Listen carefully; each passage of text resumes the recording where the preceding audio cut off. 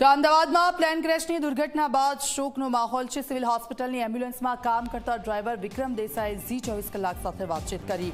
કહ્યું કે મેં ક્યારેય આટલી લાશો નથી જોઈ। સ્થળ પર પહોંચ્યા તે સમયે અંદર જવાની સ્થિતિ જ નહોતી। ફાયર વિભાગે દિવાલ તોડી અંદર જવાનો રસ્તો બનાવ્યો। મૃતદેહોમાં પ્રેગ્નેન્ટ મહિલાનો પણ સમાવેશ હતો। 5 થી 7 વર્ષના બાળકો પણ હતા।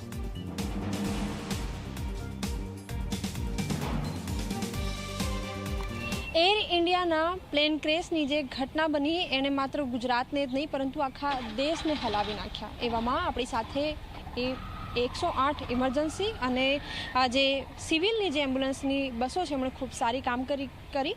જે તબીબો છે એવો પણ સતત જાગ્યા અને પરિશ્રમ કર્યું। એવામાં આ સ્ટાફનો જે અનુભવ છે એ કેવો રહ્યો એમની સાથે વાતચીત કરીશું, એમને પૂછીશું। અચ્છા, કેટલા વર્ષનો તમારો અનુભવ છે અને આખા અનુભવ દરમિયાન આવી કોઈ ઘટના જોઈ કે કેમ?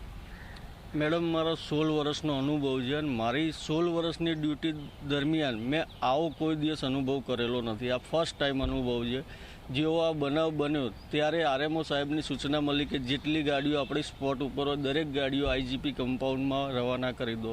ત્યારબાદ અમે તમામ ડ્રાઈવર જે ઓન ડ્યુટી હતા બધા ત્યાં જવા રવાના થઈ ગયા। ત્યાં જઈને અમે જોયું કે 108 ફાયર બ્રિગેડ બધું આવેલું છે સ્પોટ ઉપર અને ત્યાંની સ્થિતિ એટલી ગંભીર હતી કે અંદર જવાનો કોઈ રસ્તો હતો નહીં, કોઈ સ્ટોક હતો નહીં। ત્યારબાદ ફાયર વિભાગે એનું કામગીરી બજાવી।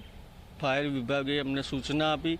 જેમ એ લોકો બોડી બહાર લઈને આવતા તે દરમિયાન ગાડીઓ સ્ટેપ બાય સ્ટેપ રિવેસમાં અમે ત્યાં મૂકીને બોડીઓ અહીંયા લઈને આવ્યા છીએ સિવિલમાં, પેશન્ટ બોડી તમામ વસ્તુ। અચ્છા, તમે કહ્યું કે રસ્તો નથી, તો પછી કઈ રીતે રસ્તો બનાવવામાં આવ્યો, કઈ રીતે કામગીરી કરવામાં આવી? જે આઈજીપીમાં હોસ્ટેલ છે ત્યાંની ફરતી કોટન દિવાલ છે 4 થી 5 ફૂટની। ત્યારબાદ ફાયર વિભાગે અને એએમસી દ્વારા જીસીબીઓ નજીકના બોલાવીને ત્યાંની દિવાલો તોડીને રસ્તો ડિવાઈડ કરવામાં આવ્યો છે। ગાડીઓ એમ્બ્યુલન્સ અંદરથી બોડીઓ બહાર લાવી શકે એના માટે। અને ત્યાં પર્સનલ ડૉક્ટરોના વ્હીકલો જે પાર્કિંગમાં હતા એ તમામ બરીને ખાખ થઈ ગયેલા હતા। એના હિસાબે અમારી ગાડીઓ અંદર જઈ શકતી નથી। એના અનુસંધાને રસ્તો નવો બનાવવો પડ્યો છે। અચ્છા, આપ ત્યારે ગયા, આપે શું જોયું? કયા પ્રકારની પરિસ્થિતિ હતી જ્યારે બોડી આપ ગાડીમાં લઈને આવી રહ્યા હતા? ત્યારે કઈ રીતનો અનુભવ રહ્યો? ત્યારે એટલો ખરાબ અનુભવ હતો મેડમ કે અંદર તો હોસ્ટેલ સુધી તો અમે જઈ શકે એમ જ નહોતા। બહાર રોડ ઉપર જ અમે ગાડીઓ લાઇનમાં મૂકી હતી, પણ અંદરથી ફાયર વિભાગ એમના જીવના જોખમે ટીચરમાં અને ઉચકીને બોડીઓ બહાર લાઈને અમને હેન્ડઓવર આપતા અને ત્યારબાદ અમે સિવિલ હોસ્પિટલ પહોંચાડતા હતા પીએમ રૂમ પાસે।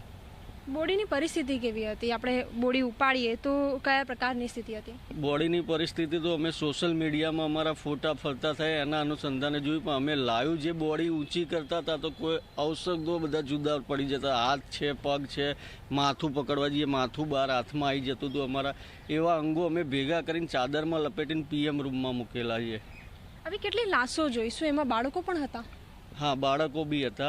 જે બાળક તો અમુક તો એવા હતા કે આપણે પોતે કલ્પના ના કરીએ કે આ ડેડ બોડી છે, કેમ કે માથું ગણો કે પગ ગણો કે ધડ ગણો બધું એક જ થઈ ગયેલું, ચોંટી ગયેલું હતું અને 5 થી 7 વર્ષના બાળકો હતા આની અંદર।